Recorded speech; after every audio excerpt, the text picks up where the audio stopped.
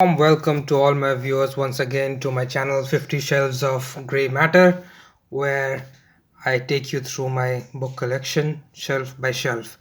Okay, so let me see which is the first book that we are going to cover today. This is the beautiful, slim little book called Counsels of the Spiritual Life, or Counsels on the Spiritual Life, written by Thomas A. Kempis.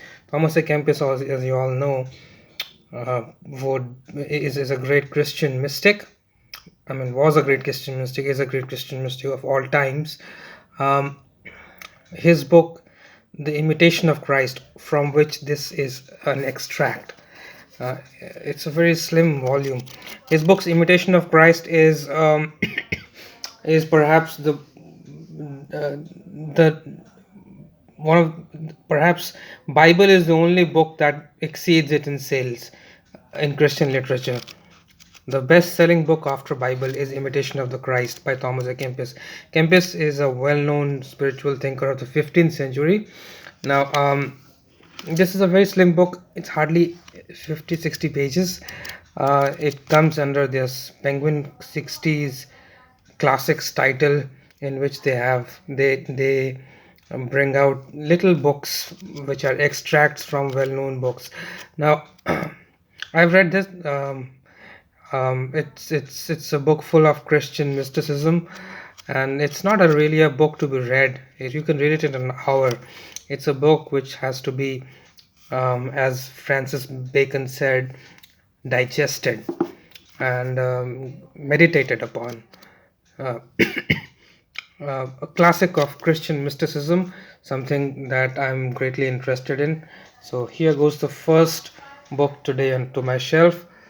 Thomas A. Kempis's Counsels on the Spiritual Life. The next book is it's a big one, quite a contrast. Look at that.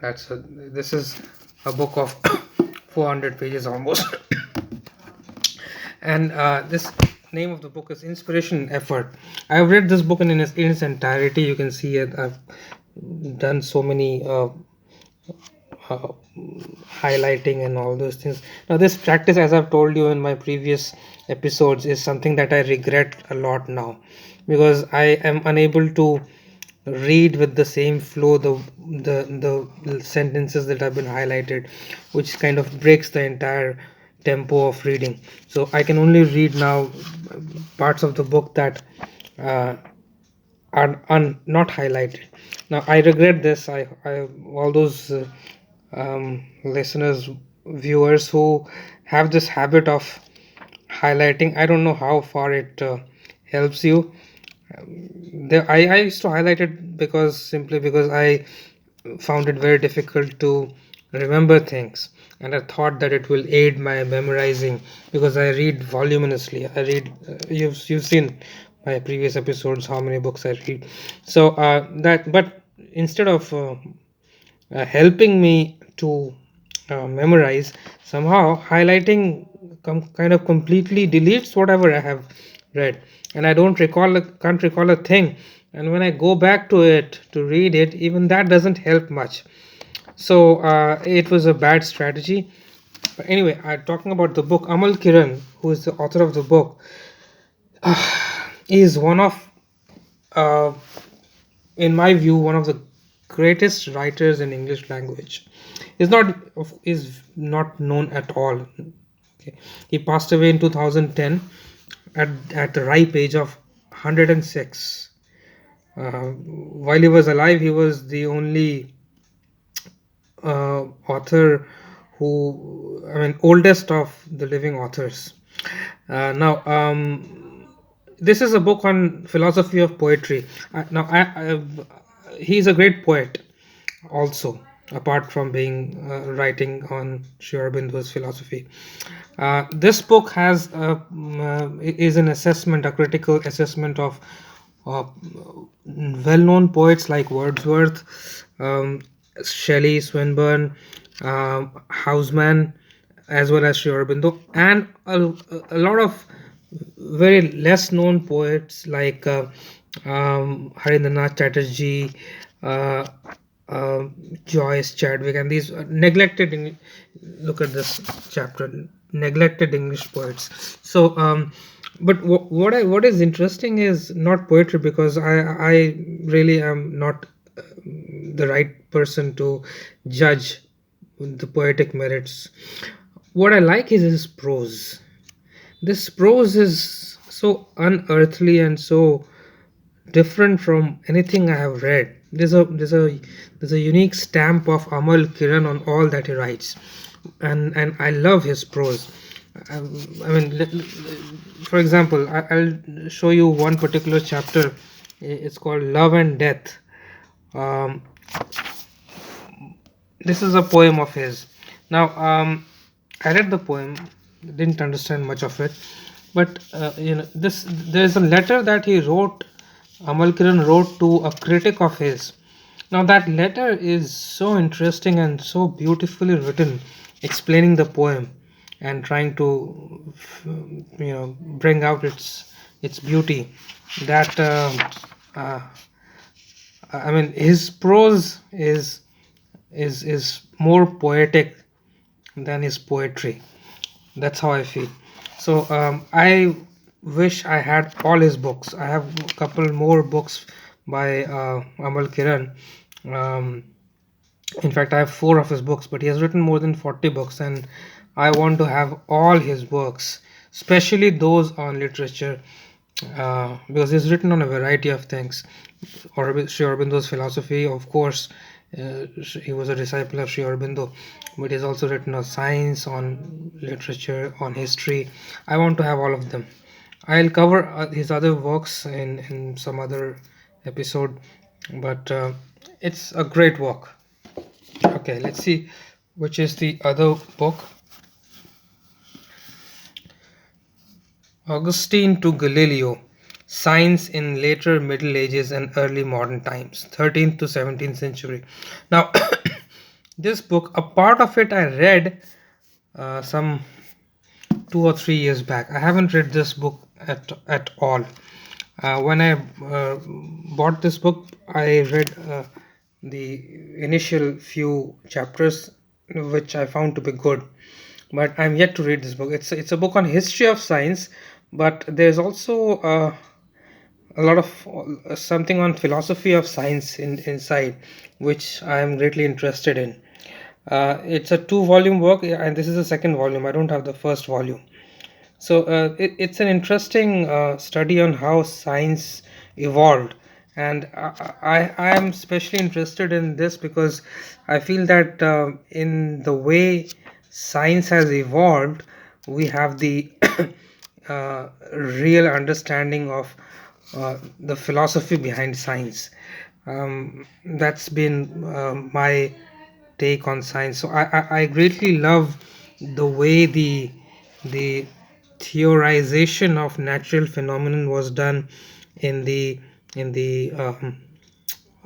Middle Ages.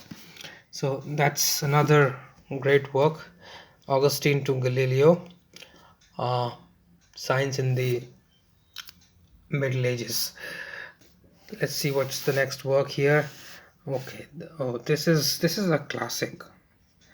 This is Epictetus's Moral Discourse from Everyman's Library. You must have seen these old books in libraries. I love these books.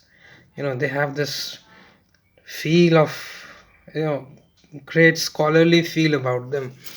Uh, this work, too, I haven't read in full, but yes, I have read quite about half of it. Epictetus was a Stoic philosopher of the second century after Christ, Stoicism, and I'm greatly interested in Stoic philosophy. Stoicism is very similar to, you know, traditional Indian philosophy as well, with its emphasis uh, on giving up desires and giving up ego and all. But compared to the Indian school, this is much more well thought out and has an aim which is not a transcendental aim of liberation or moksha or anything. It simply gives you uh, a very common aim of living a serene life, and to that extent I find it absolutely beautiful. um, it is not very easy reading, not because the content is difficult, but because the way it has been written. It's actually this book was put together by let me see, by I think another Greek or Roman teacher, who simply put took down the way Epictetus wrote. I'm sorry, spoke, and that makes it a little confusing because the passages, you don't know who is speaking, whether it is Epictetus speaking or whether he is conversing with someone else. You don't know who is speaking what. It's only by the context that you are able to guess. Not a very well arranged text. In fact, I have two copies of the same book. I have another copy which is even worse, from the Everyman's Library itself, but that is even worse translation and even worse arrangement. But the content is absolutely marvelous. It's one of the classics of Hellenistic philosophy and of Stoicism, Stoic philosophy. And the last work is a modern book by Sandra Rosenthal, Time, Continuity, and Indeterminacy. It's a book on. It's a very tough book actually. I haven't read it. I haven't read the whole of it. I've read about half of it and didn't understand much of it. It's a very difficult, very academically written book on. You see, it's about time, and the thinkers on time like Derrida, MacTaggart, and Whitehead, Paul Weiss. All these were great philosophers, and Sandra Rosenthal is a teacher of philosophy at Loyola University. But it's a very very full of academic jargon, not an easy read at all. So I've only read about two chapters, and the third chapter, Heidegger and Temporal Existence, I was reading, and I understood a little bit of it, not entirely, but I think it was better than the previous chapter, which was Derrida, MacTaggart, and which was far more difficult. And even the more difficult was this chapter, which I have heavily underlined without even understanding what it is. It's on Whitehead's process philosophy and Weiss. Um, Not a very easy read. So, but those who are interested in pragmatism and Heidegger and MacTaggart, maybe you can find it easier to understand. But there goes the last book. So let me do a recap. The first book is this little book, a spiritual classic of Christian mysticism, Thomas A. Kempis's. I'm putting it on the top because it gets lost if it's, then the best work from my point of view, the one that I enjoyed the most is this one, Amal Kiran's Inspiration and Effort. Um, Second is this one, Thomas A. Kempis's spiritual little book. Then Epictetus's Moral Discourse. Since I haven't read this entire work, but I find it to be a good one. And this one is it's a very difficult book out of SUNY, State University of New York Press. So that's all in this episode, friends, and see you next time. Don't forget to subscribe and like this video.